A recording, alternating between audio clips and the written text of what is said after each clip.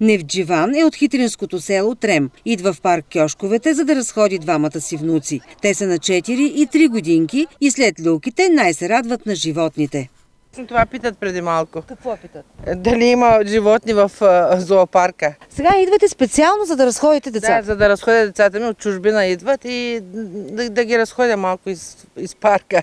Поне на люлките да ги качем, защото няма животни. Ремонтът в зооката започна през 2019 година. Ние използваме само собствени средства до сега. Това, което имаме като предприятие, паркова и обредна дейност. Иначе специално средства отпуснати 200, 300, 500 хиляди, ние нямаме такива средства.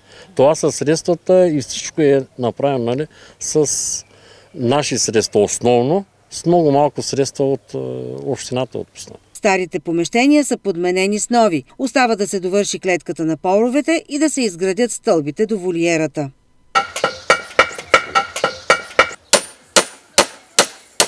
Дори и след приключване на ремонтите, зоокътът няма да отвори врати, докато не получи лиценз за отглеждане на диви животни. Пакетът с документи е готов, но заради правителствената криза през миналата година все още не е внесен в Екоминистерството. Нито един зоопарк в България вече не може да съществува по този начин, както е било до сега.